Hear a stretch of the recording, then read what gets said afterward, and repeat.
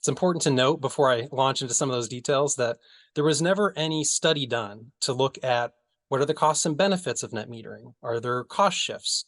If so, what is the magnitude of that? What is the value of solar and what's a responsible way to compensate people?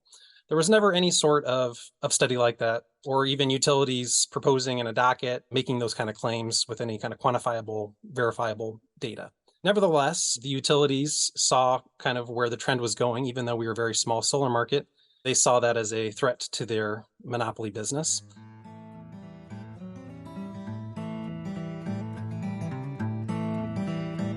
When he goes to work fighting for affordable clean energy in Indiana, Ben Inskeep has to walk uphill, both ways, through snowdrifts up to here. Or at least that's what it sounds like to me, talking with Ben, Program Director at the Citizens Action Coalition, about their efforts in Indiana. We spoke in August 2023 about the state's retrograde local solar policy adopted to replace net metering in 2017. It was a fascinating bookend to my recent discussion with Sashu Constantine of Vote Solar about California's market. Both states sharply cut compensation for local solar in recent years, but one did so with over 1 million solar customers on the grid, and the other with less than 10,000. Yet interestingly, the utility arguments in favor of blocking local solar were much the same. I'm John Farrell, Director of the Energy Democracy Initiative at the Institute for Local Self-Reliance, and this is Local Energy Rules, a podcast about monopoly power, energy democracy, and how communities can take charge to transform the energy system. Ben, welcome to Local Energy Rules. Thank you so much for having me, and the admiration goes both ways, John. I love to start off and just ask people what brought them to this work. Why are you focused on issues of climate, energy, consumer advocacy? What motivated you to be a leader at an organization that merges these different issues? Yeah, I would say I started with maybe a more traditional kind of environmental focus, looking at things like land management policy and how we preserve, conserve, protect our public lands. Went to graduate school, and that's where I really fell in love with energy and energy policy and really grew an appreciation for how the energy sector impacts climate change. And I became really influenced by the desire to work on mitigating climate change and addressing its pernicious impacts. So that naturally led me to working on issues like renewable energy policy around the country. Did that for a number of years. And then about a year and a half ago, I joined the Citizens Action Coalition, and my admiration for them goes back many years. For a long time, as a Hoosier by birth, I cared a lot about Indiana policy. Was never very high on anybody's priorities when talking about state policy, renewable energy, because we are a bit of a laggard on a lot of these key things. But whenever I would look at what's happening in Indiana, I would always see this organization, Citizens Action Coalition, popping up. They were always involved in intervening in the dockets, even when nobody else was. And they were lobbying at the state house for good laws, and they were out raising hell, organizing people and standing up to powerful monopoly utilities. And so, long story short, when the opportunity arose to join them, I jumped at it and have been thrilled working with them. It's a great opportunity to work on the front lines of the energy transition. We are working on everything in the state, from cleaning up coal ash to distributed energy policy to rate cases to working on cutting edge issues like carbon capture and sequestration project proposals, hydrogen hub proposals, these other types of new energy technologies that are coming down the pike. Thanks for that background. It's always just fascinating to see the path that people have taken in getting into this work, and then also just a wide variety of the things that you're tackling with the Citizens Action Coalition. I want to ask you about one thing in particular, which is around net metering. So, most people who are listeners of this podcast are familiar with net metering as this kind of foundational policy to allow local solar to happen. I mean, it's a sort of an accident of history that the mechanical meters that we had at the time that people started putting solar on rooftops in the 70s and 80s really didn't have a better way to track how we produced electricity. And so the way that the utility could actually credit people for their electricity production was basically to look at the meter and see it would spin forward when you were using energy, it would spin backward when you were producing energy, and they would just take the net effect, and that was your bill. Now, in recent years, some places like California or Hawaii have made changes because as local solar grew very substantially, it started to eat into the revenue base of the utility, and there were concerns raised about who was paying expenses for the grid and a variety of other things. So I don't want to get it too far in the weeds yet, but one of the things I think is so interesting is how you have some states like Hawaii or California where the decision was really driven to make changes by the fact that there was a lot of solar, right? Like 1 in 4, maybe even 1 in 3 households in Hawaii has solar on the rooftop. In California, the distributed solar market is over 7 gigawatts. Indiana, I don't think has quite as much rooftop solar, but what did they decide to do with the policy? And why is this such an important issue for electricity consumers? Yeah, thank you. This has been a long-running saga in the state of Indiana, and it goes back many years, but I'm just going to confine our discussion back to 2017. That's when the law that phased out net metering was passed, Senate Enrolled Act 309. It's important to note before I launch into some of those details that there was never any study done to look at what are the costs and benefits of net metering? Are there cost shifts? If so, what is the magnitude of that? What is the value of solar and what's a responsible way to compensate people? There was never any sort of study like that, or even utilities proposing in a docket, making those kind of claims with any kind of quantifiable, verifiable data. Nevertheless, the utilities saw kind of where the trend was going, even though we were a very small solar market. They saw that as a threat to their monopoly business. And so they pushed through this bill, Senate Enrolled Act 309.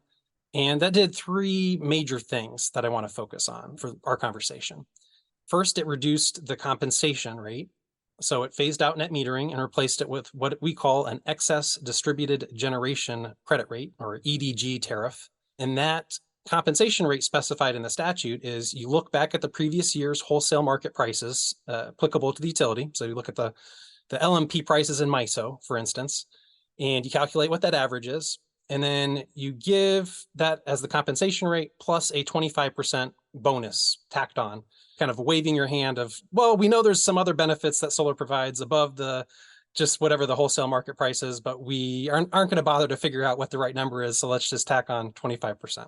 Second thing it did was it created this very unpredictable credit rate. So that rate is not a long-term rate. It changes every single year. Every single year, utilities look back, what were the wholesale prices last year? They do this calculation. That's the new rate going forward for 1 year. So as somebody who's maybe wanting to install solar, you really have no idea what the payback period is going to be. You don't even know what you're going to get paid next year for any extra energy you put on the grid.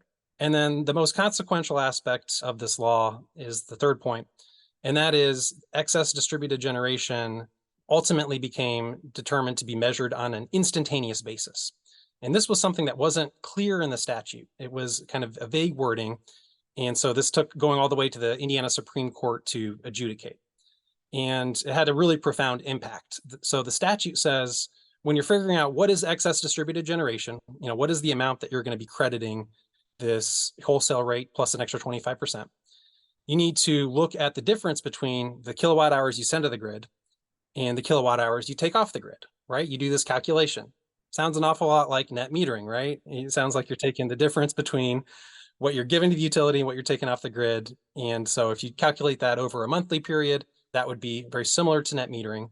Utilities interpreted it as taking the difference not over the monthly period, but rather thousands of times per second. So on an instantaneous basis, if you will. So if you're exporting anything to the grid, that's getting credited this very low credit rate. If you're taking energy off the grid, they charge you this very high retail rate. So at first, the IURC upheld the utilities version. We and a number of other groups took that to court, and the appeals court actually agreed with us and overturned the IURC's decision, the Indiana Utility Regulatory Commission, which is our public service commission in the state of Indiana. But then that was challenged at the Supreme Court, who ultimately upheld the utilities interpretation. So long story short is now customers are getting paid a much lower credit rate for any extra energy they generate and share with their neighbors. And that credit rate is extremely unpredictable, changes every year. So it's pretty decent rate right now because we had super high wholesale prices last year when we had the invasion of Russia into Ukraine and energy markets spiked across the country. But then prices are low now in the wholesale power market. So we're expecting that credit rate to crater again next year and then move unpredictably year to year after that. It's really sad to hear not only that they cut the compensation, but that they did it on such a short time. I mean, you have sort of two short time frames, right? Not only how short the time frame is for measurement, and then also in terms of the unpredictability. One of the things that we've seen at ILSR in our research on net metering or any kind of solar compensation policy is that certainty over time is how you can make things work, right? Like the ability to predict. And for any business, really, I mean, if you think about it, you're like a little business person. When you put solar on your roof, you're trying to go out and maybe take out a loan, and you need to know whether or not you can pay back that loan. But without any kind of certainty, it's hard to imagine how you're going to pay that back. That's the really absurdity of it. When utilities are planning their generation, they don't do this. They don't just take whatever the wholesale market price is. No, they're going out and contracting with a developer. They're purchasing the project at a known price. They're passing on the full cost plus a markup to consumers.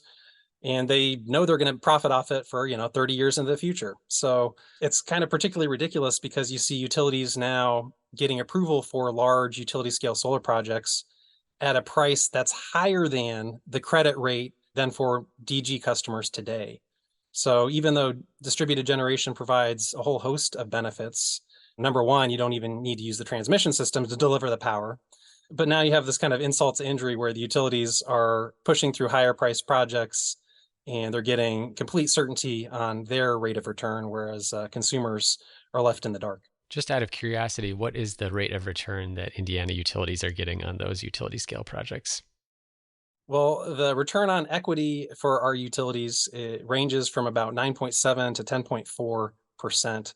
So when we're looking at their weighted average cost of capital, we're talking 6, 7, 8% for sure. When we're looking at large amounts of solar or wind, it's not uncommon to see utility show in their work papers that this suite of projects is going to give us an extra $1 billion in profit over the next 30 years. Whereas consumers are struggling to figure out if it's even going to pencil out over the next 30 years to go solar. Recently did an interview with Sashu Constantine from Vote Solar about California's net metering decision. And one of the things he said that he felt was that other states really have no business making changes to net metering that have so much less solar because the arguments that come up about costs and benefits are largely moot because of the industry's size. Could you just give us a sense? I think I mentioned earlier on, California has over 7 gigawatts, 7,000 megawatts of rooftop solar projects on homes and businesses. How much customer-sited solar does Indiana have? Yeah, we're very different than California, as you might expect. Under our net metering program that is now, ended as of 2022, we had less than 200 megawatts come onto the grid from that. Almost all of that is solar, but there was a little bit of wind and biomass that was net metered. Fewer than 10,000 net metering customers as compared to California that has well over 1 million DG customers. So a very small market comparatively. We don't have the major rooftop solar companies that kind of operate across many states. They have not kind of moved into Indiana, for instance. We don't have the supportive kind of policies in Indiana that would provide incentives or other benefits of rooftop solar that states like California have had for many years. So very different situation here. We have almost 7 million people and less than 10,000 net metering customers. So relatively small market compared to a state like California or Hawaii or some of these other states. I was wondering if you could expand a little bit on what you said earlier about why this decision was made. You kind of alluded to the fact that there wasn't a lot of evidence provided, really no evidence about a need for a change in terms of cost to consumers or anything like that. It sounds like the utilities wanted it. Why do they want it? What is so important to them about curtailing rooftop solar, even when it was such a small fraction of the power that was being provided in Indiana? Yeah, great question. And I will answer it very shortly, but I do want to also mention one problem with this new policy is that we don't even know how many people are going solar anymore. There's no reporting requirement for utilities. So we don't even know how many customers are enrolling under this new excess distributed generation tariff because utilities aren't even reporting that information consistently or in any public document for the most part. There's one or two exceptions. But getting to your question about why did Indiana change its policy? I think the answer is very clear and very obvious, probably to a lot of your listeners, but it goes to who wields a lot of power when it comes to passing our laws in the state. And namely, I'm talking about our electric utilities, and particularly our investor-owned electric utilities. Indiana has 5 of those electric investor-owned utilities, including Duke Energy, AES, NIPSCO, I&M, and CenterPoint. And so these utilities were really the kind of the architects behind this law changing, and they wield tremendous power in our state. Some of these utilities have been operating in the state for over 100 years. They have very close connections to lawmakers, to power brokers. They give a lot of money in terms of campaign donations, and they force ratepayers to pay for their trade association dues and a lot of other their influence campaign costs, if you will. Ostensibly, their direct lobbying costs are removed from rates, but I think we all know that there's a lot of costs that still wind their way into rates one way or another that are designed to influence lawmakers, regulators, people in power, the general public's perception of utilities, and so forth. So really the driving force behind Senate Enrolled Act 309 that passed in 2017 that phased out net metering were the electric utilities, and kind of were the arguments made. They made all the traditional arguments to lawmakers that you've probably heard a million times about cost shifts and about this is, technology for the rich and so on and so forth. It's important to note that when this law passed, we're talking about kind of a solar market that is about the fifth of the size that net metering grew into over the subsequent 5 years while it was kind of slowly being phased out. So very, very small amount. We're talking like 40 megawatts of total distributed solar on the grid when that law was enacted. So you can really tell this wasn't a meaningful impact. It wasn't really harming customers, and utilities didn't really have any evidence about why the policy needed to change, yet they were still successful in getting this law enacted.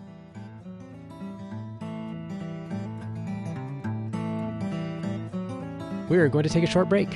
When we come back, I ask Ben about the burgeoning interest in antitrust and how it might apply to investor-owned utilities, whether there's a meaningful path to overturn Indiana's bad local solar policy, and what advice he has for other advocates working in conservative-dominated states. You're listening to a Local Energy Rules podcast with Ben Inskeep, Program Director at the Citizens Action Coalition. Hey, thanks for listening to Local Energy Rules. If you've made it this far, you're obviously a fan, and we could use your help for just 2 minutes. As you've probably noticed, we don't have any corporate sponsors or ads for any of our podcasts. The reason is that our mission at ILSR is to reinvigorate democracy by decentralizing economic power. Instead, we rely on you, our listeners.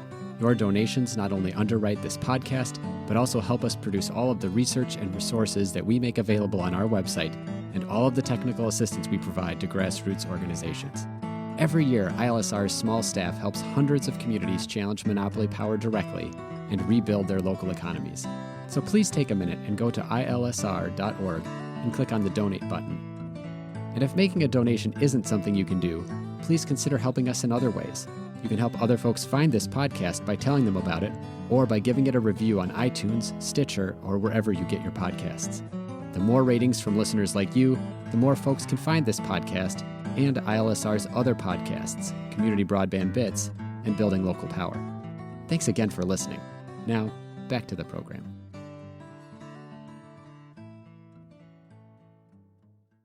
I've been looking at net metering and interconnection and some of these other key policies that impact the ability of communities to advance clean energy for a long time. ILSR has a annual scorecard where we actually rate states on the basis of whether or not they have policies that are supportive of city level or even individual level energy progress.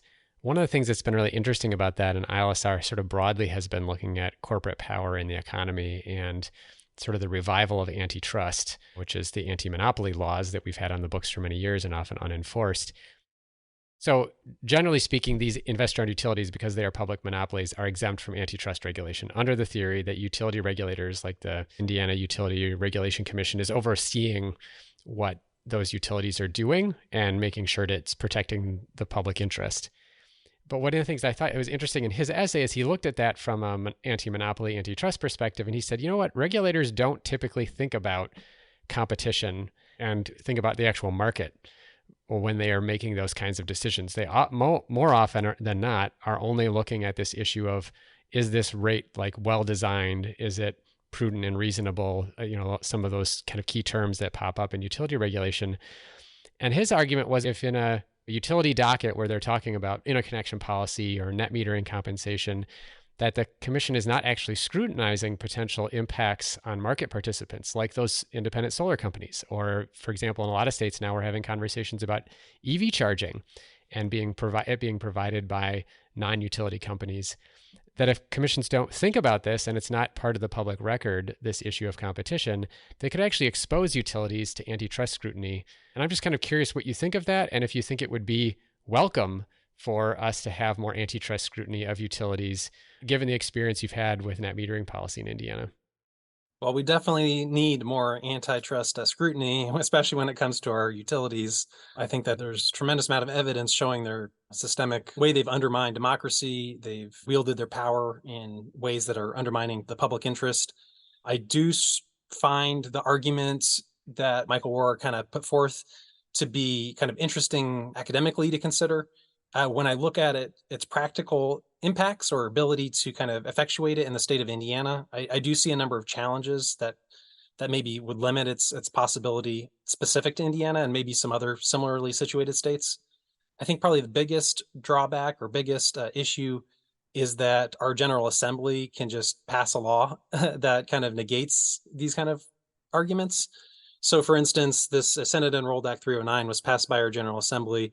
It spelled out very clearly kind of what that compensation rate is and how it was to be calculated. Yet there was a dispute over kind of how you measure excess distributed generation that was taken all the way to Supreme Court. But the actual compensation rate is spelled out in the statute, 1.25 times last year's wholesale price, essentially. I think that's the major problem, is that our utility commission is not, did not just kind of end net metering or institute a policy on its own accord. It was actually the General Assembly that passed this law. So when I look kind of in Indiana, three of the kind of challenges then I see are: one, legal standing. We have unfortunately some bad precedent in Indiana that can make it really difficult for kind of a public interest organization like the Citizens Action Coalition to challenge a policy in court. It's not impossible, but there are some pretty big barriers, if you will, that can limit your opportunities there. Second is, I would say, we don't have some of these really big distributed solar companies in the state, the folks that might have the capacity, the resources, the budgets to litigate this kind of a case. So when we're just talking about, mostly we have kind of like a lot of local or and a few regional rooftop solar companies.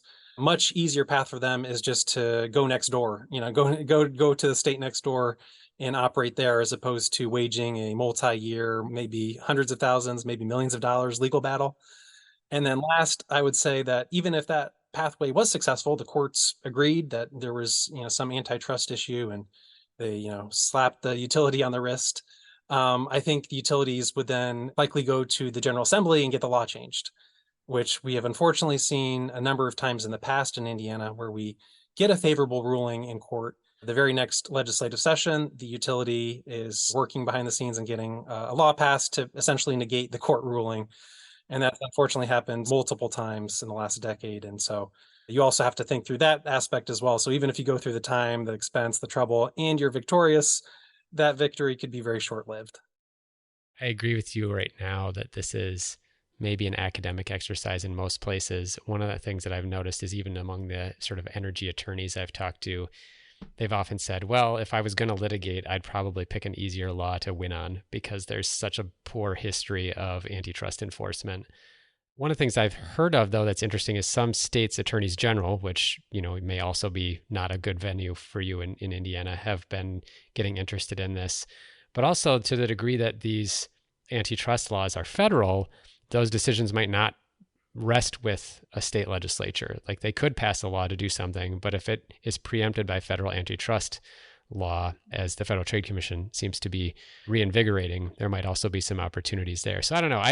I remain optimistic in the long run, but I think you lay out a lot of good reasons why we shouldn't be optimistic in the short run that antitrust is going to give us any kind of opening to contend around some of these issues of net metering. Yeah, no, I mean, I think it's a compelling argument just from the standpoint of how we're framing our public policy and how we want to change that public policy going forward. We do need to figure out new strategies to undermine the power that our utilities have and they're wielding across many states in this country. So definitely open-minded to all that.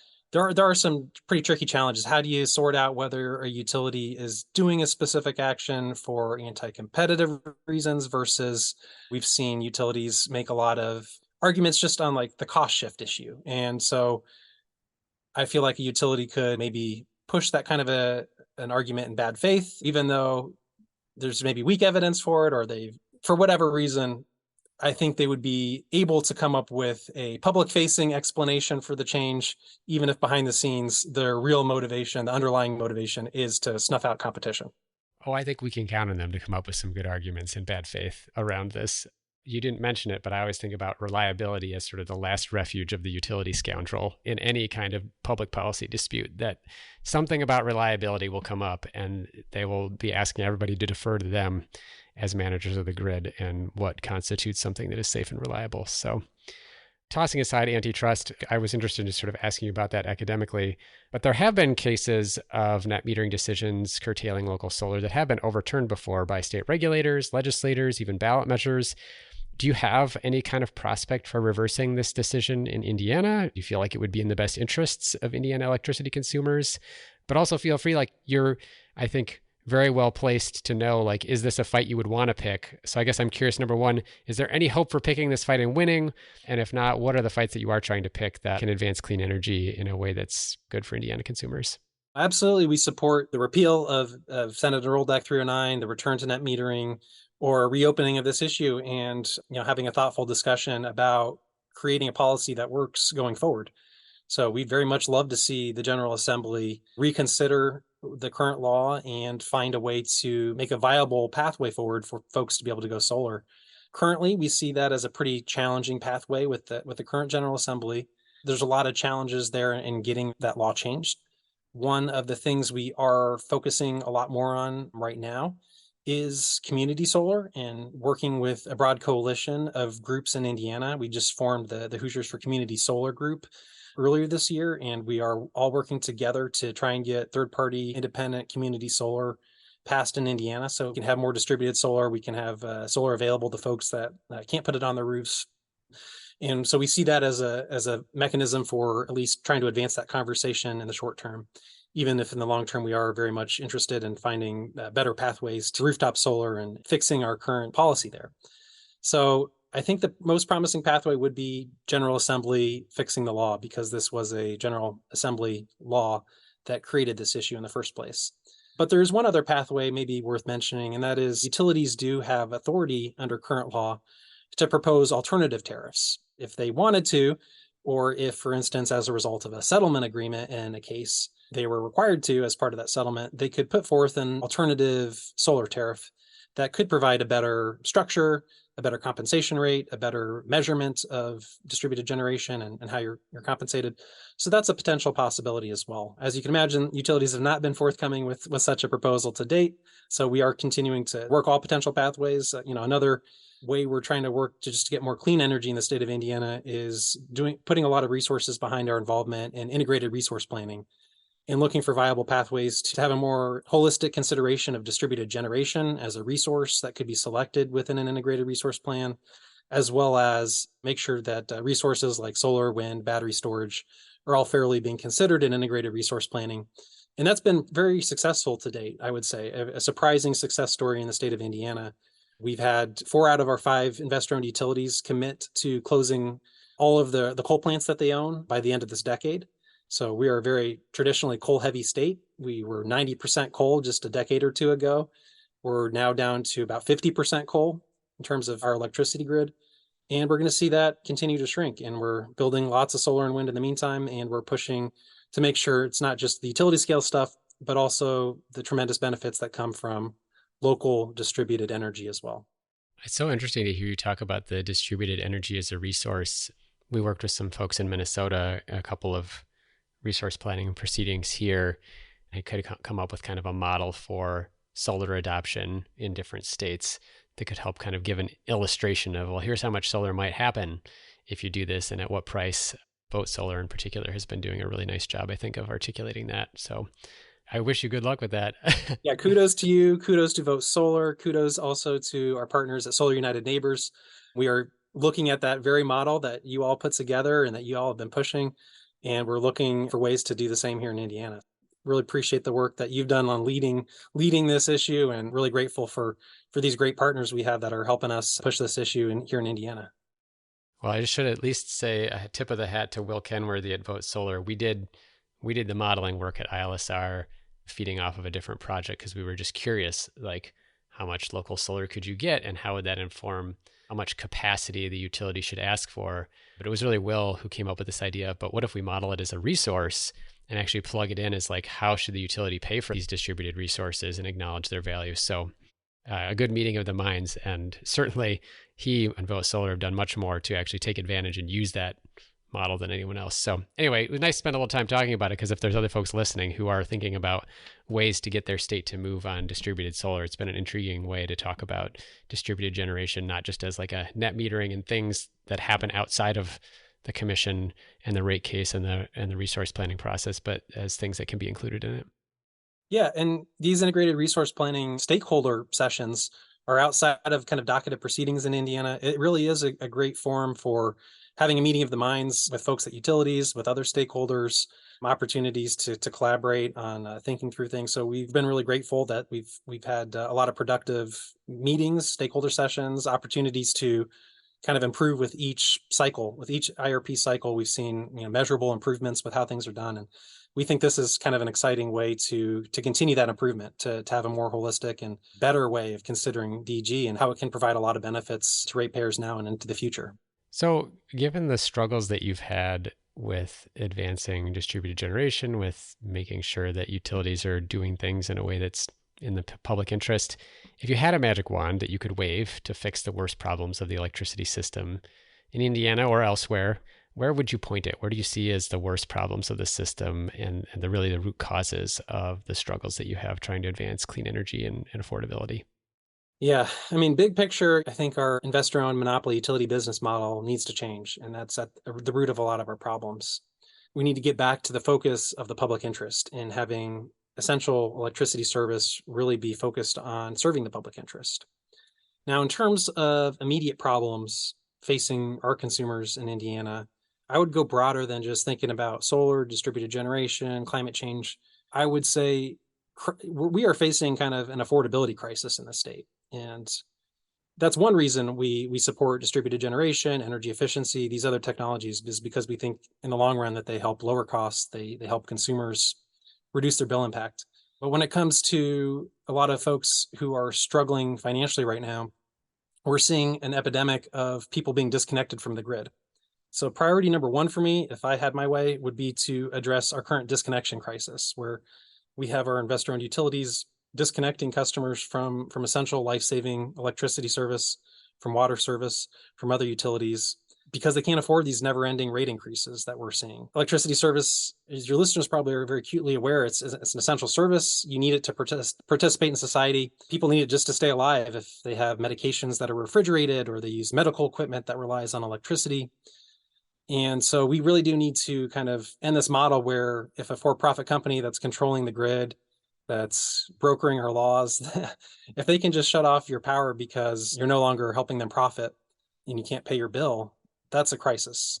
So if I had my way, thinking very, big picture, what could possibly be done would be some sort of government-run program that goes to folks that are struggling to pay their bills, that they go into low-income communities and they help these communities and the people living in them through first retrofitting their houses, making sure there's no health and safety issues, closing up the house envelope, doing weatherization, energy efficiency, giving people rooftop solar right on their roofs, free of charge. That kind of a program funded through a tax on the top 1% earners in America, for instance, could have untold benefits in terms of helping people stay in their homes, not be homeless, reducing their financial concerns and immediate issues. It could help reduce their inability to pay, and it would also be helping address our climate crisis while creating tons of local jobs. So there are creative solutions out there. I know that's pie in the sky thinking to a lot of folks and might go counter to a lot of folks' where their thinking policy is achievable. But that's kind of where my thoughts are, is that we really do need to help the most vulnerable people. We need to help those who are struggling. And it's a bummer that, rooftop solar is less affordable in Indiana, for instance. But when it comes to like immediate crises, crisis number one to me is making sure people are connected to electricity service. You have to address that issue before you then address, okay, how can we clean up the sources of energy? How can we make sure distributed generation is equitably distributed across incomes, across other demographic factors, make sure it's not just benefiting the most fortunate among us. So that might not be exactly where you're taking that question, but I think it's important to emphasize this point, because I think it's something I didn't really realize or place as much emphasis on until I got into my current role as more of a consumer advocate, and I educated myself more and I learned more about what was happening. And I saw the connections between making sure folks have stable, reliable, affordable electricity, and how that's going to then influence our ability to meaningfully put more solar on the grid, clean up our grid, and lead to a prosperous future for all of us. I think it's wonderful to be thinking about sort of the broad impact there and how many people are simply cut off from this essential service all the time. I mean, I think COVID really brought that home when there was a crisis of people, out of work, unable to make payments, utilities just steamrolled ahead with their cutoffs for non-payment. But it really is at the crux of this for so many things. And it's interesting how many different ways we have to address this problem, and yet how few ways we have implemented. Can I just say too, I mean, you were mentioning at the upfront of like why it is that electricity is an essential service, right? You might have medication that is refrigerated, you might have medical equipment or whatever. But I think it's just worth pointing out, like, I don't think most people could even imagine trying to live in a house without electricity, period. Like, your refrigerator requires electricity. Are you prepared to feed yourself day in and day out without refrigerated food? Like, how many people do that?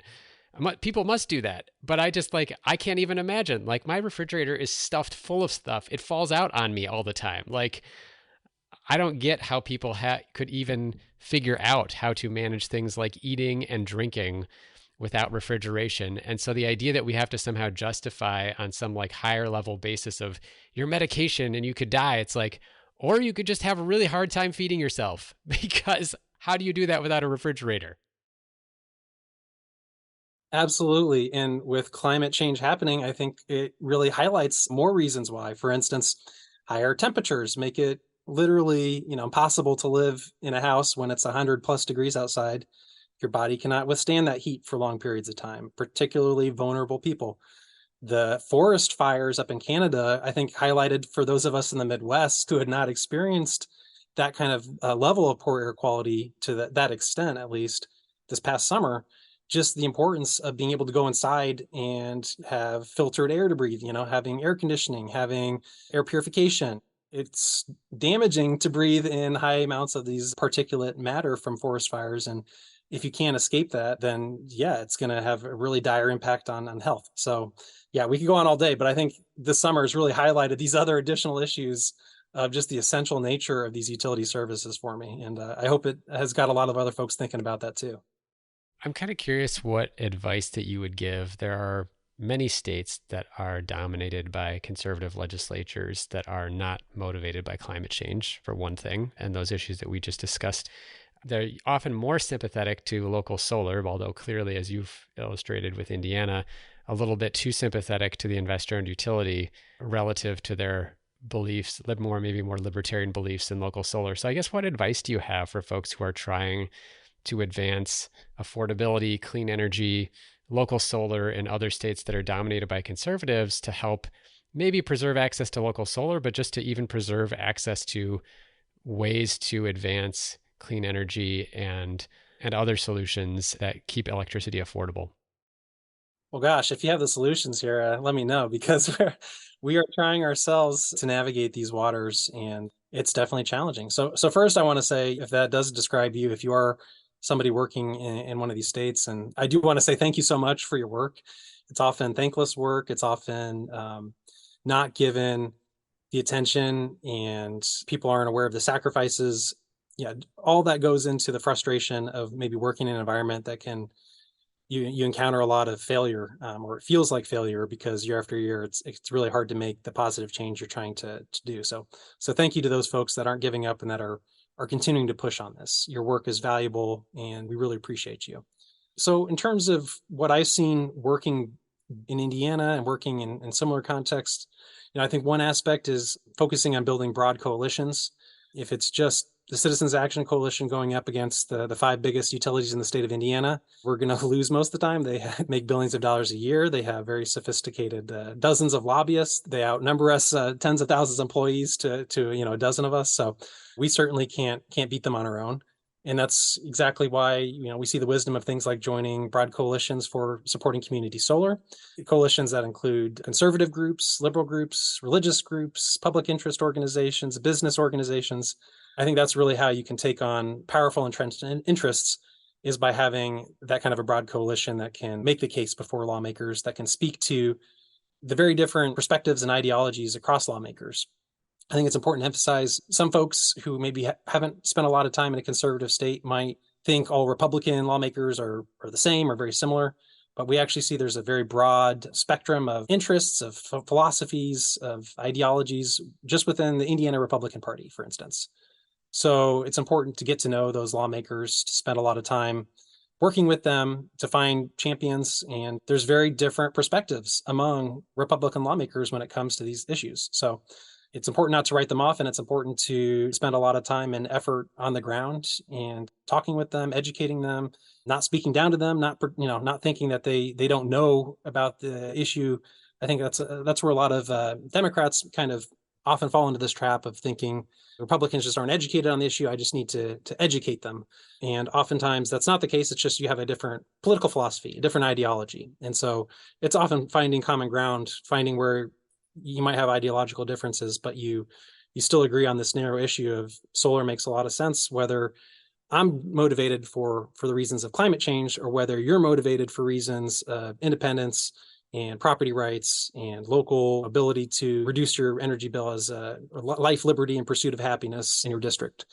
So I think that's kind of one other important thing. And then oftentimes we're fighting, it's kind of asymmetric warfare, right? You're kind of the guerrilla groups that are working on these issues. You don't have the power. You have to look for creative ways to fight, to raise this issue in the public, to work with journalists and others who can shine a light on these issues and make sure the public is informed. And the public is your best asset, is getting people mobilized and organized. You have to get people organized and out there raising this issue, bringing the salience forward and demanding their lawmakers take action, because without them behind you, you're very easy to ignore.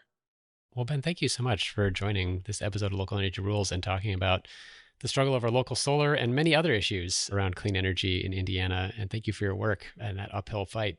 Those of us who have had the opportunity to work in places where it's not quite so hard really appreciate those of you who are struggling through the most challenging places. Well, thank you so much, John. And we're very grateful to have so many great partners like yourself across all the states that are fighting with us in solidarity. So keep up the good work. Thank you so much for listening to this episode of Local Energy Rules with Ben Inskeep, Program Director at the Citizens Action Coalition of Indiana, about the state's backward local solar policy and the struggle to advance affordable clean energy in a state dominated by 5 investor-owned utilities and a conservative legislature. On the show page, look for links to the Citizens Action Coalition website, where you can learn about their efforts to protect affordable electricity access for Indiana residents and to advance clean energy like community solar. Also, look for a link to my recent interview with Sachu Constantine about net metering changes in California, made on the basis of remarkably similar arguments for a state with an utterly different solar market. On the website of the Institute for Local Self-Reliance, look for our 2023 Community Power Scorecard to see where Indiana measures up compared to other states in its policies to support local clean energy. By now, I imagine you have a good guess. But in the scorecard, you can also learn about your own state's environment, as well as see how states can earn a top score for energy democracy. Local Energy Rules is produced by myself and Maria McCoy, with editing provided by audio engineer Drew Birschbach. Tune back into Local Energy Rules every 2 weeks to hear how we can take on concentrated power to transform the energy system.